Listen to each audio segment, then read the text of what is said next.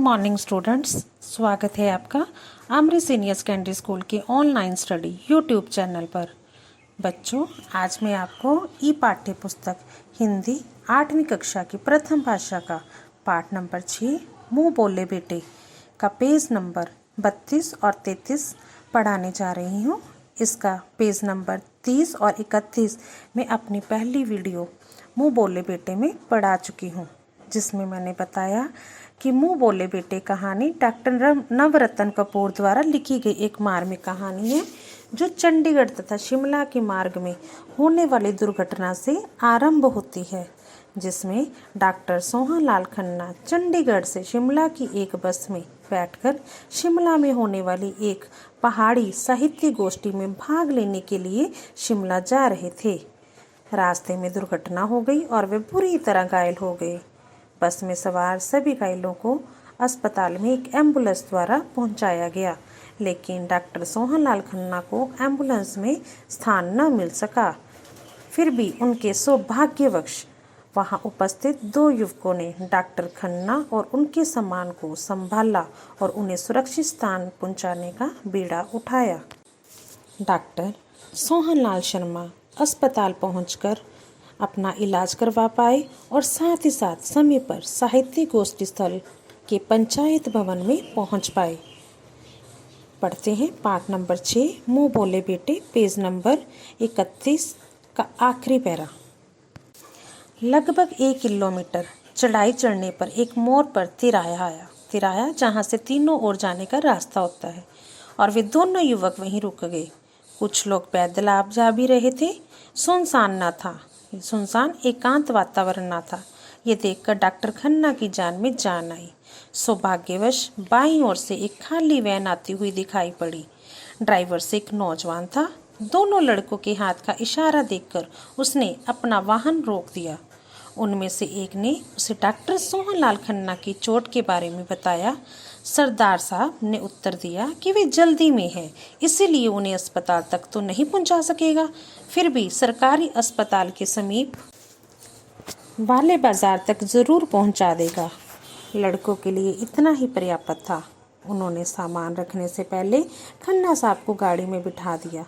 शक का कांटा तब तक डॉक्टर साहब के मन में धंसा रहा जब तक वे दोनों युवक सामान समेत वैन में सवार न हो सके। पहाड़ी सड़क पर कई चक्कर काटती हुई वैन 10-12 मिनट में एक चौड़ी सड़क पर जा रुकी। बाजार में काफ़ी भीड़ थी। दोपहर का समय था। कुछ चढ़ाई पर ही अस्पताल में पहुंचा जा सकता था। तीनों ने सरदार साहब का धन्यवाद किया। वे दोनों नौजवान अपने मैदानी मेहमान का सामान उठाकर बाजार के पीछे वाली एक सकरी तंग गली में घुस गए। शायद वही अस्पताल तक पहुंचने का छोटा रास्ता था।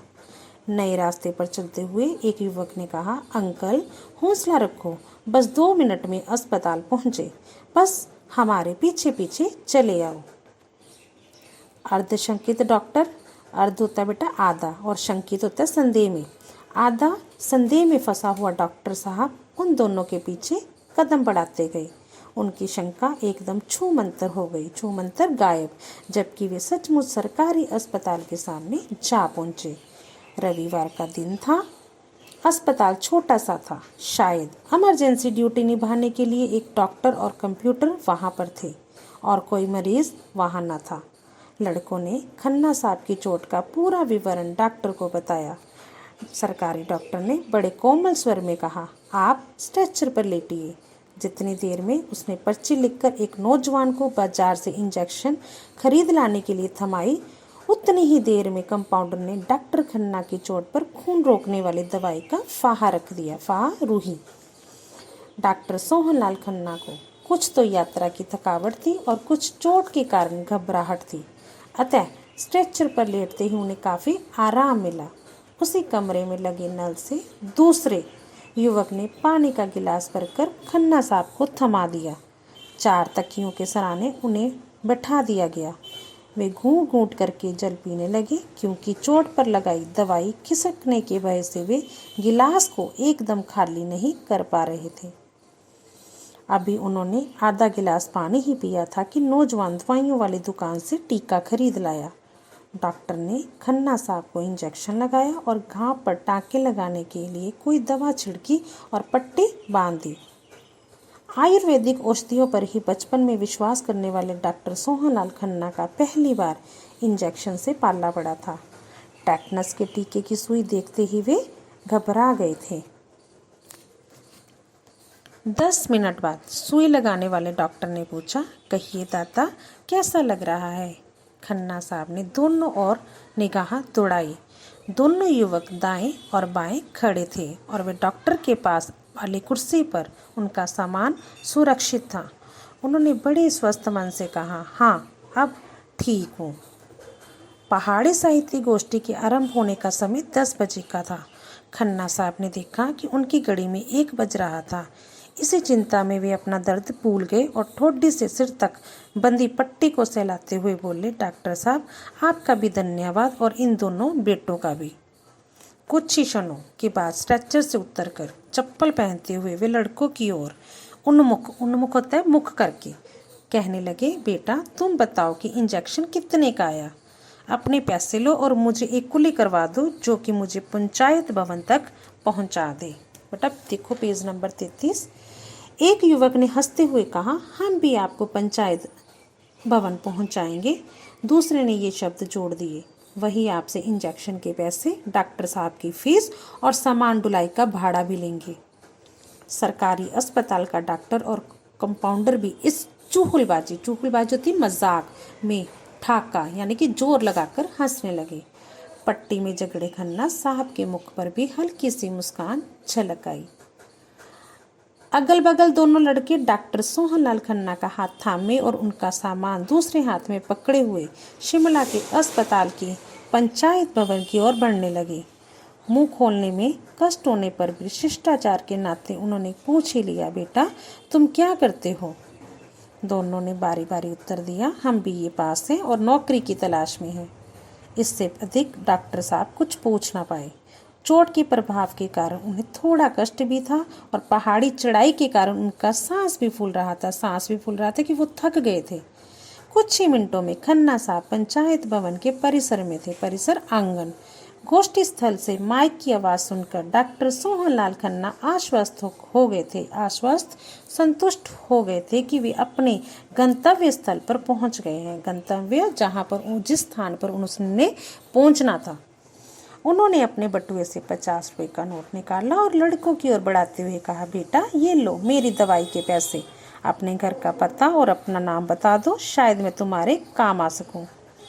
दोनों एक साथ बोले, अंकल, इन 2 घंटों में आपने हमें बार बार बेटा कहा है, 4 बार बेटा कहा है। आप हमें यही मानिए, पैसे देकर हमारी इंसानियत को दब्बा ना लगाइए। ये शब्द कहकर उन्होंने डॉक्टर साहब के चरण छूकर विदा होने के लिए आज्ञा मांगी। डॉक्टर सोहनलाल खन्ना निरुत्तर होकर कि उनके पास कोई भी उत्तर नहीं था, गोष्ठी वाले विद्वानों में जा बैठे। उनके मन में बार बार मुंह बोले बेटों के कारनामे जो उन्होंने अच्छे काम किए। जैसे कि क्या किया?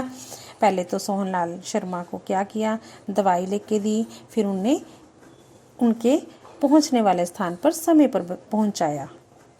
जादू की लालटेन के नन्हे फरिश्तों के अभिनय की भांति स्मरण हो आते थे।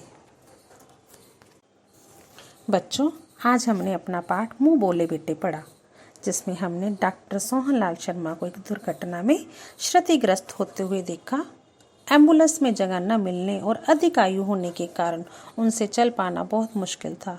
अनजान 2 युवकों ने अनजान शहर में उनकी पूरी सहायता की और वे युवक उनका सामान उठाकर डिस्पेंसरी तक उन्हें ले गए, उनका इलाज कराया और साथ ही साथ उन्हें पहाड़ी गोष्ठी साहित्य के पंचायत सभा में समय पर पहुंचाकर अपने कर्तव्य को पूरा किया। वे युवक डॉक्टर सोहनलाल शर्मा के असली बेटे ना थे, फिर भी उन्होंने असली बेटे से बढ़कर अपने कर्तव्यों को निभाया।